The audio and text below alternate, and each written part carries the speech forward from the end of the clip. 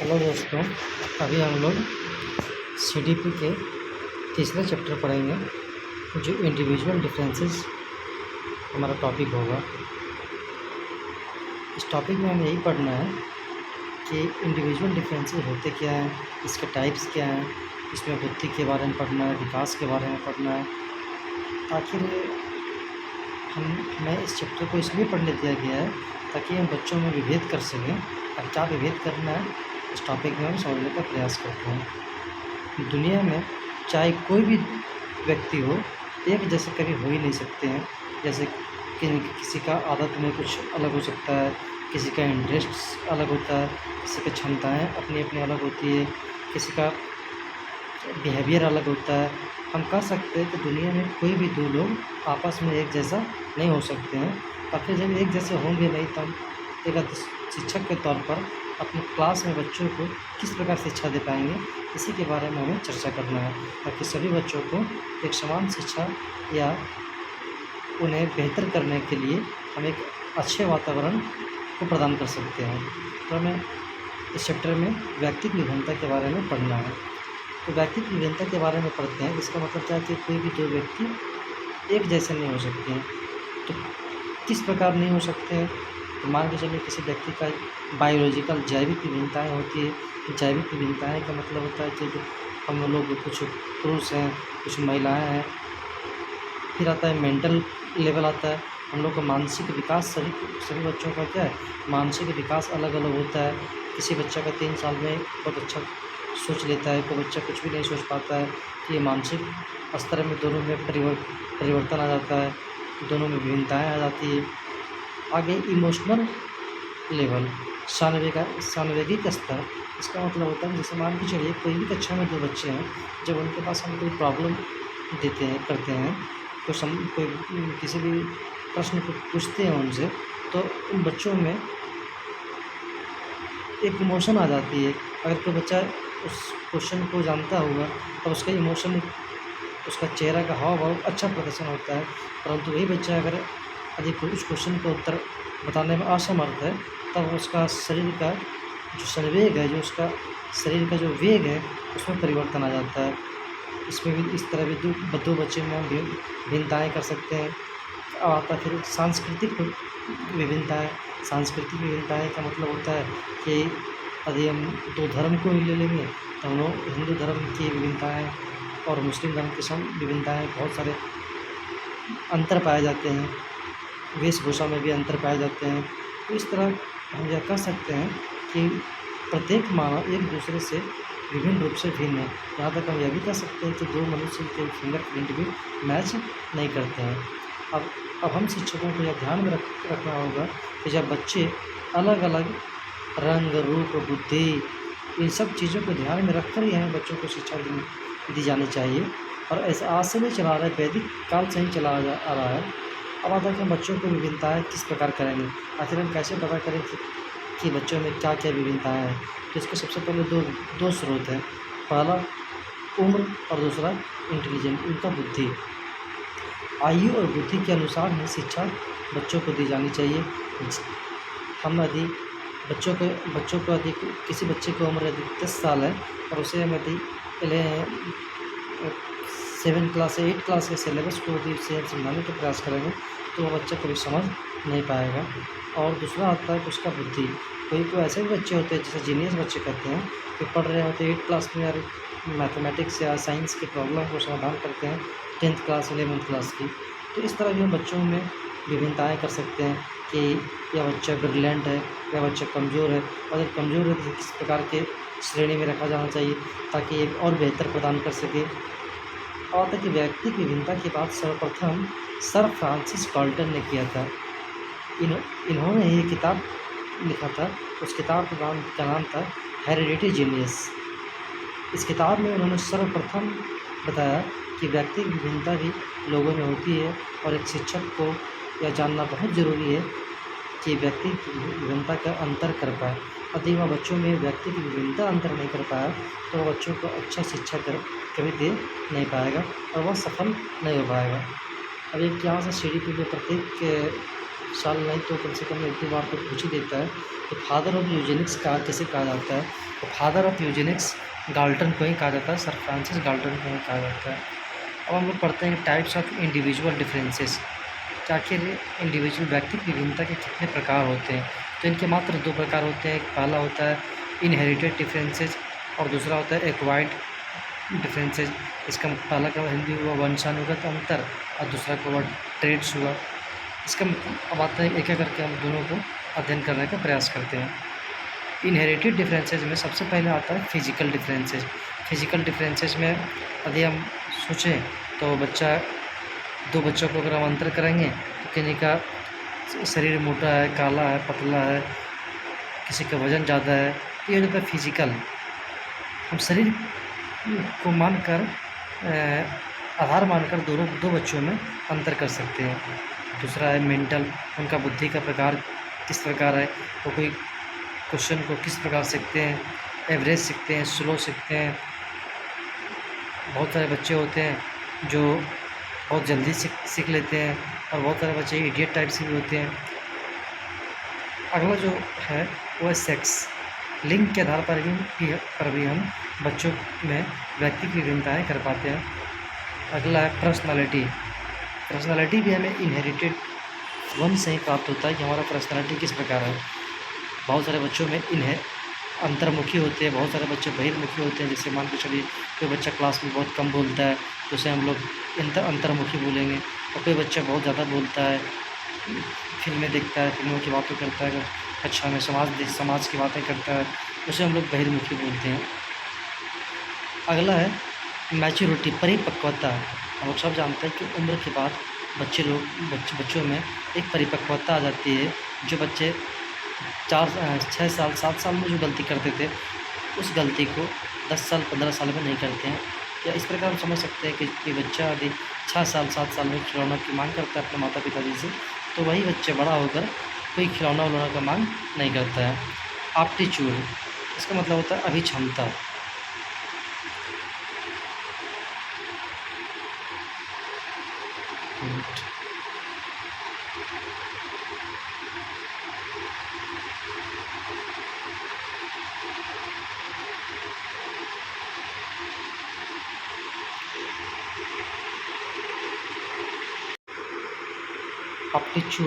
Aptitude का मतलब होता है अभिक्षमता, कि आप किस क्षेत्र में आप सफल होना पसंद करते हैं।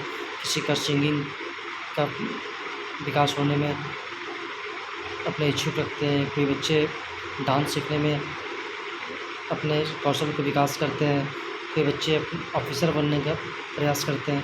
तो हमारी एप्टीट्यूड में आएगी, ये भी हमें इनहेरिटेड डिफरेंसेस के अंतर्गत आता है। अब आता है कि हम लोग एक्वायर्ड इंडिविजुअल डिफरेंसेस में क्या क्या आएंगे। इसमें क्वेश्चन पूछता है कि कभी अंतर भी पूछ देता है कि इनहेरिटेड डिफरेंसेस में क्या होगा, एक्वायर्ड डिफरेंसेस में क्या होगा। हम लोग अध्ययन करते हैं एक्वायर्ड डिफरेंसेस में। इसमें सबसे पहला जो डिफरेंस आता है वो सोशल डिफरेंस है। सामाजिक विभिन्नताएँ जो होती है वो हमें वातावरण से प्राप्त होती है, अर्थात ये हमें वंश से प्राप्त नहीं होता है। इसका मतलब ये हो रहा है कि यदि हमें एक अच्छा सामाजिक वातावरण मिले तो हम अपने आप को और बेहतर कर सकते हैं। अगला इसी में है अचीवमेंट। हम किस क्षेत्र में हम आगे बढ़ पाएँ, अर्थात हमारी रुचि क्या है, हमारा इंटरेस्ट क्या है। अगला है कल्चरल जो भी है एक इन्वायरमेंट से आता है कि हमारी संस्कृति कैसी है, हमारा शिक्षा का स्तर किस प्रकार है। अगला आता है इमोशनल का मतलब होता है कि जब हमारे पास समस्याएं आ जाती है तो हम क्या देखते हैं कि आमतौर पर बच्चों में जब समस्याएं आ जाती है, किसी भी दो व्यक्ति में हम जब तुलना करेंगे तो देखते हैं कि कोई बच्चा किसी समस्या को आसानी से उसको हैंडल करता है और कोई बच्चा उस समस्या को आसानी से हैंडल नहीं कर पाता है। तो दोनों का जो शरीर का जो हाव और भाव होता है वो कहीं ना कहीं पर यह दर्शा देता है कि वह बच्चा समस्या में है या वो समस्या को समाधान कर पाने में सक्षम नहीं है। और जिसके चेहरे पर खुशी होती है उसे हम यह जानते हैं कि उसने समस्या को समाधान कर लिया है। अगला है लर्निंग स्टाइल, कि हम बच्चों को किस प्रकार पढ़ाते हैं। सब इसमें बहुत सारी एक्वायर्ड डिफरेंसेस में सबसे इम्पोर्टेंट है कि हमारा लर्निंग का स्टाइल कैसा है। ताकि लर्निंग का स्टाइल अच्छा रहेगा, बच्चे जिस भाषा में समझने में इच्छुक होंगे, यदि उसी भाषा में उसे अच्छा होने दें तो वो किसी भी चीज़ को जल्दी से एक्वायर कर लेंगे। अगला है लैंग्वेज, भाषा। भाषा भी हमें समाज से प्राप्त होती है, वातावरण से प्राप्त होता है। जैसे मान के चलिए हम लोग का वातावरण के अंदर झारखंड में कोल्ठा एक बहुमुखी भाषा है, लेकिन परंतु अभी यही भारत की बात करें उसमें एक हिंदी बहुत बहुमुखी भाषा है। इसका मतलब यह है कि हमें जो लैंग्वेज जो है या हमें वातावरण, हम जिस वातावरण में रहते हैं उसी वातावरण से हम प्राप्त करते हैं। अगला एटीट्यूड, बच्चों में एटीट्यूड की मात्रा भी बहुत ज़्यादा पाई जाती है कि उसका व्यवहार किस प्रकार है। इन सब बातों को ध्यान में रखकर एक शिक्षक को यह चाहिए कि बच्चों में व्यक्तित्व विभिन्नता करे, 2 बच्चों में व्यक्तित्व विभिन्नता कर ले, इसके बाद अपने कक्षा में अध्यापन का कार्य करें और बच्चों में व्यक्तित्व विभिन्नता का अंतर करके एक श्रेणी करें और किस बच्चों को किस प्रकार की शिक्षा दें, किस उम्र के बच्चों को किस क्लास में रखा जाए। इन सब बातों को ध्यान में रखकर ही हमें शिक्षा देना चाहिए। अगला टॉपिक है इसमें कि एजुकेशनल इम्प्लीकेशन, अर्थात टीचर एक चाइल्ड को किस प्रकार डेवलपमेंट में मदद कर पाएगा। तो एक टीचर बच्चा को तभी मदद कर पाएगा जब वह इंडिविजुअल डिफरेंस को समझ पाए। अब उसको इस प्रकार समझना होगा कि बच्चे थोड़ा सा आगे एक टॉपिक है इसमें इसी में डिफरेंशिएटेड इंस्ट्रक्शन, आखिर विभेदी अनुदेशन। इसका मतलब होता है कि बच्चे को किस चीज़ की नीड है, क्या उसकी आवश्यकता है, क्या उसका इंटरेस्ट है और क्या उसका लेवल है, क्या उसका स्तर है। जब तक यह 3 चीज़ों की कोई शिक्षक में परख नहीं होगी वह बच्चों को सही मार्गदर्शन करने में सफल नहीं हो पाएगा। इसी में एक आती है एबिलिटी ऑफ ग्रुपिंग। इसमें क्या आता है, इसके 2 पार्ट्स होते हैं, होमोजेनियस, हेट्रोजेनियस। होमोजेनियस में सेम टाइप के स्टूडेंट होते हैं, उनमें कोई मामूली से अंतर पाए जाते हैं। और एक होता है हेट्रोजेनियस, इसमें बहुत से प्रकार के अंतर पाए जाते हैं। जैसे एग्जांपल लें कि यदि कक्षा में 2 छात्र हैं, उसमें व्यक्तिगत विभिन्नताएँ तो होगी, लेकिन अगर कोई सवालों का दोनों को एक ही सवाल पूछते हैं तो उनसे हम तो यह आशाएँ करते हैं कि वह दोनों छात्र सवाल को बेहतर से बेहतर आंसर को हमें दें, परंतु कुछ उसमें आंसर दोनों बच्चे अच्छे देते हैं परंतु उसमें मामूली अंतर हो जाती है, तो उसमें हम लोग होमोजीनियस मिलाएंगे। सेम टाइप के स्टूडेंट होते हैं, लगभग सेम टाइप के स्टूडेंट होते हैं, लेकिन हम ये ध्यान रखना है कि सेम भले ही लेकिन कुछ ना कुछ व्यक्तिगत विभिन्नताएँ निश्चित रूप से पाई जाएगी। और एक और होता है हेट्रोजेनियस, इसमें डिफरेंट टाइप ऑफ स्टूडेंट्स पाए जाते हैं। डिफरेंट टाइप्स ऑफ स्टूडेंट्स का मतलब है कि एक बच्चा जिसका मस्तिष्क उतना ज़्यादा काम नहीं कर पा रहा है कोई प्रॉब्लम को सॉल्व करने में जितना एक बहुमुखी बच्चे का काम कर रहा है, या तो कोई बच्चे का औसत भी काम करता है, कोई औसत से कम काम कर रहा है, तो इसमें आता है हेट्रोजेनियस ग्रुपिंग में आता है। आगे हम लोग देखते हैं, अब हम लोग पढ़ते हैं बहुबुद्धि के सिद्धांत। बहुबुद्धि के सिद्धांत हॉवर्ड गार्डनर के द्वारा दिया गया था। सबसे पहले 7 प्रकार की बुद्धि 2000 ईस्वी में दी गई थी, और पहले हॉवर्ड गार्डनर ने 7 प्रकार की बुद्धि दिया था और बाद में 2000 ईस्वी में 2 और बुद्धि को जोड़ दिया गया। हॉवर्ड गार्डनर ने एक किताब लिखा, उस किताब का नाम है फ्रेम्स ऑफ माइंड बुक। इस पुस्तक में यह बताया गया है कि साइंटिस्ट, मैथमेटिक्स, फिलोसोफर के अंदर कौन सा बुद्धि होता है। तो साइंटिस्ट, मैथमेटिशियंस, फिलोसोफर के अंदर तार्किक, उनमें तर्क करने की शक्ति होती है, तर्क करने की बुद्धि होती है। यह भी एग्जामिनेशन में क्वेश्चन पूछा हुआ है। अगला हम लोग पढ़ते हैं भाषाई बुद्धि। भाषाई बुद्धि का मतलब होता है कि कोई बच्चा ऐसा होता है जो मैथ का सवाल तो बहुत आसानी से सॉल्व कर देगा, लेकिन उन्हें भाषा का प्रयोग करने में समस्याएं होती है। तो भाषाई बुद्धि में जिससे भाषा में निपुणता हो उसे भाषाई बुद्धि के अंतर्गत आता है। अब बुद्धि का त्रितंत्र सिद्धांत, इधर से डायरेक्ट क्वेश्चन पूछा जाता है, इसलिए इस टॉपिक को हम लोग को अब बहुत अच्छे से समझना होगा कि देखते हैं इस टॉपिक में क्या बोलता है।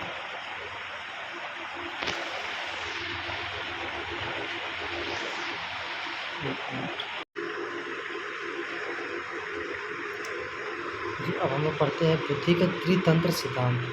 बुद्धि के त्रितंत्र सिद्धांत को स्टर्नबर्ग ने दिया था। इसमें 3 प्रकार के बुद्धि के बारे में बताई गई है। पहला जो बुद्धि के बारे में बताया गया है वो व्यवहारिक या तो संदर्भनात्मक बुद्धि। दूसरा जो बताया गया है वो अनुभवनात्मक बुद्धि है, और तीसरा जो बताया गया है वो घटकीय बुद्धि है। देखिए, ये तीनों बहुत ही इम्पोर्टेंस है। अब बुद्धि के त्रितंत्र सिद्धांत स्टर्नबर्ग के द्वारा गया है। क्वेश्चन कभी कभी पूछता है कि बुद्धि के त्रितंत्र सिद्धांत तीनों में से कौन नहीं है। तो पहला हम याद रखना है संदर्भनात्मक, दूसरा अनुभवनात्मक और तीसरा घटकीय सिद्धांत। अब हम लोग आगे अध्ययन करते हैं।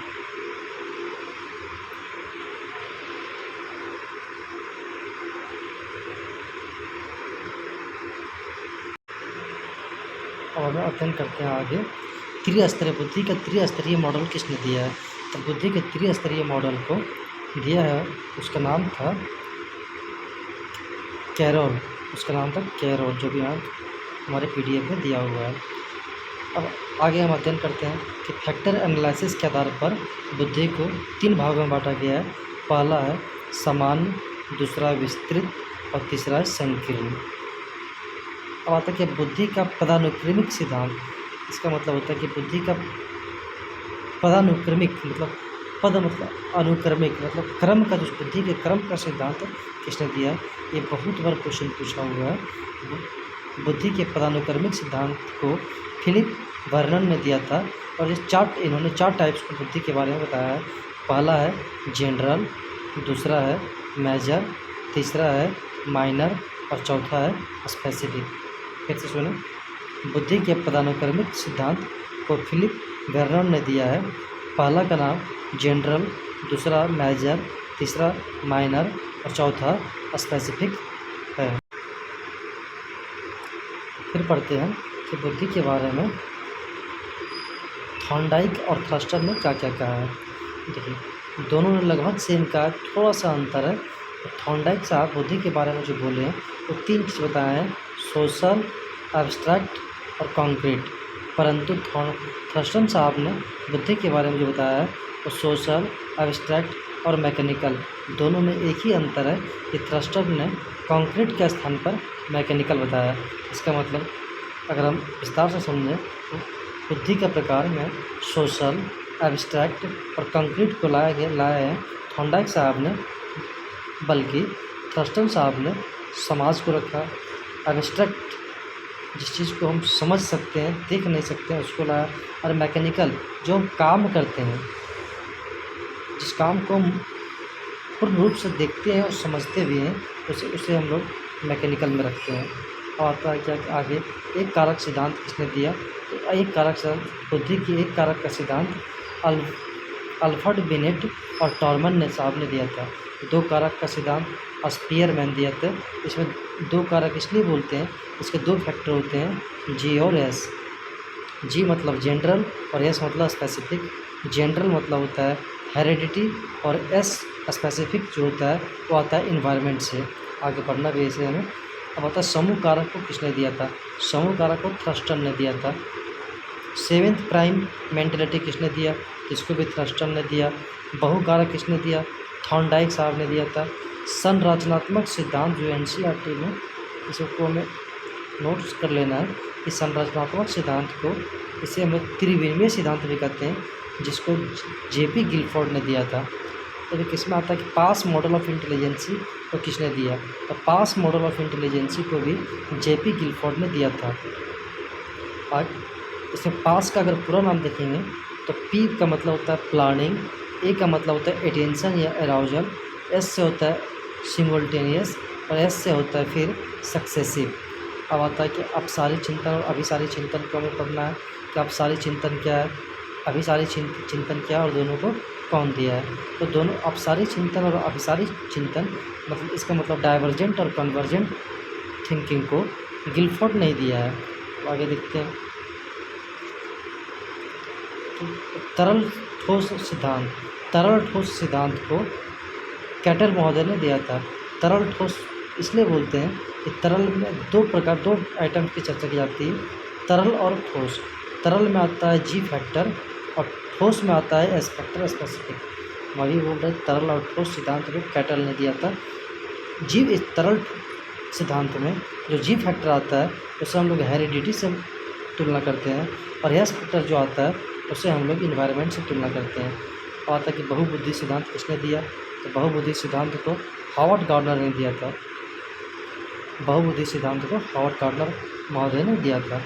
बात है कि बुद्धि, इंटेलिजेंस आखिर है क्या, इसके बारे में कब से चर्चाएं शुरू हुई, हमारे अध्ययन कार्य में कब से हम लोगों को पढ़ा जाने लगा। तो बुद्धि के बारे में 1936 ईस्वी में डी वेसलर ने सबसे पहले बुद्धि की परिभाषा दी, 1936 ईस्वी में। मतलब बुद्धि के प्रकार किसने बताया, बुद्धि के प्रकार जो है थॉर्नडाइक साहब ने बताया था। लेकिन ऊपर ध्यान देने की बात है कि बुद्धि की जो बहुबुद्धि के सिद्धांत थे हावर्ड गार्डनर साहब बुद्धि के सिद्धांत को दिए थे, परंतु बुद्धि के जो प्रकार हैं वो बुद्धि के प्रकार कौन दिए, थॉर्नडाइक ने दिया है। बहुकारक सिद्धांत अगर चर्चा करेंगे तो बहुकारक को देने वाले एल थॉर्नडाइक हैं। आगे हम लोग देखते हैं बुद्धि का मापन। तो बुद्धि का जो मापन जो है वो 1905 ईस्वी से शुरू होती है, और सबसे पहले बुद्धि के मापन का जो प्रयोग है वो फ्रांस के बच्चों पर किया गया था। और इस टेस्ट को बिनेट साइमन टेस्ट भी कहा जाता है। ऐसे में देखते इसमें क्या होता है कि नंबर ऑफ 30 क्वेश्चन दिए जाते हैं, और क्वेश्चन को जो स्तर रहता है वो इजी टू हार्ड रहता है।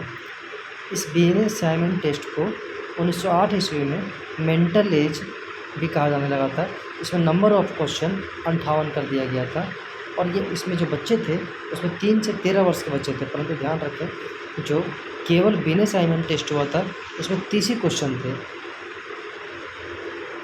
1910 ईस्वी में बीने के 1910 ईस्वी में क्या होता है कि बीने के जो साइमन बीने ने जो 1908 में टेस्ट किया था उसी को इंग्लिश में ट्रांसलेट कर दिया था गॉडार्ड ने।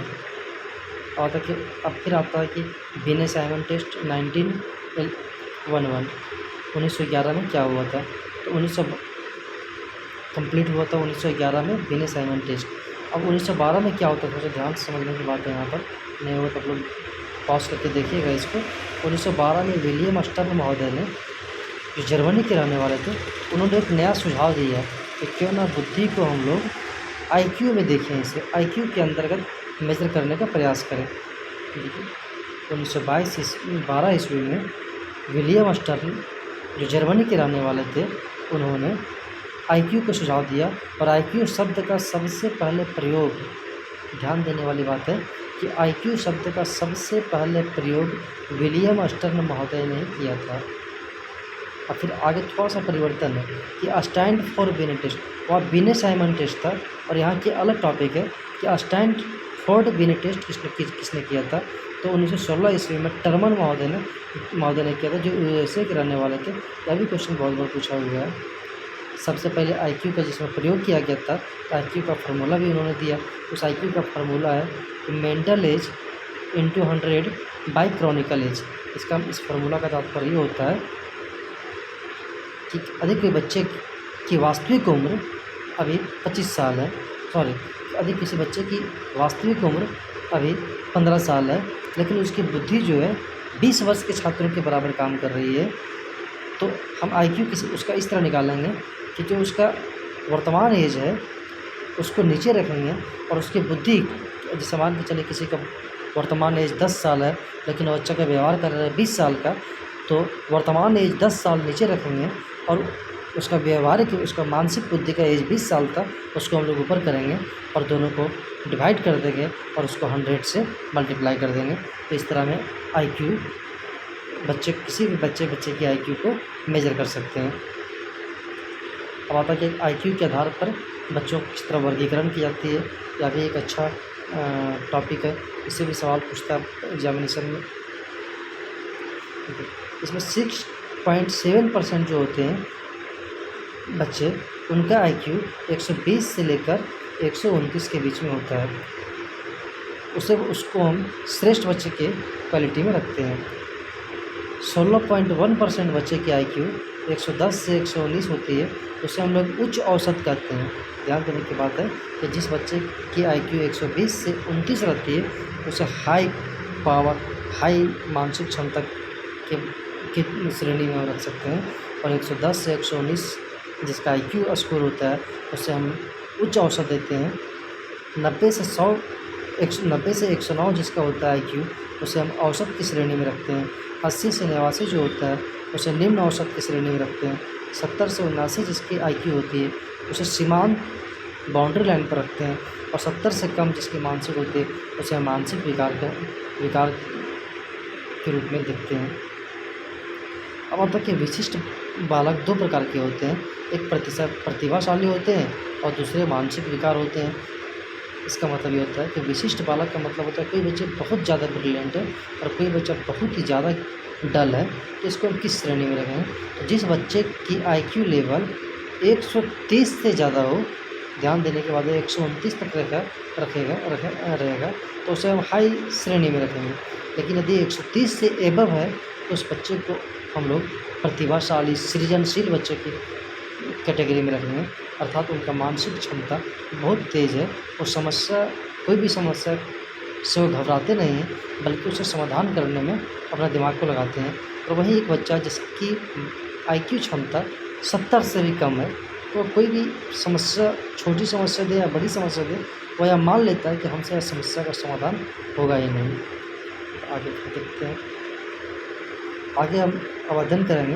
इसमें NCERT के कुछ फैक्ट्स दिया गया है, जिसे हमको अध्ययन करना चाहिए। तो NCERT में दिया गया है, किसी में सब कुछ जितना हम बताया है अभी, लेकिन इसमें टॉपिक जो दिया हुआ है ये NCERT का बुक से लिया गया है। इसमें दिया गया है, पहला जो दिया गया है समझिए कि बुद्धि के सिद्धांत। अब बुद्धि के सिद्धांत में देखिए पहला दिया हुआ है बहुबुद्धि के सिद्धांत, दूसरा दिया हुआ है बुद्धि के त्रिचाई सिद्धांत, बुद्धि की योजना, अवधान, भाव। लेकिन हमें इतनी विस्तार से नहीं पढ़ना था, जितना मैं काम का चीज़ था उतना हम अध्ययन कर लिए। तो इससे ज़्यादा हमें परीक्षा में कुछ पूछ भी नहीं सकता है। Thank you. यदि वीडियो अच्छा लगे तो मेरे चैनल को लाइक करें, सब्सक्राइब करें और शेयर करें। देखने के लिए धन्यवाद।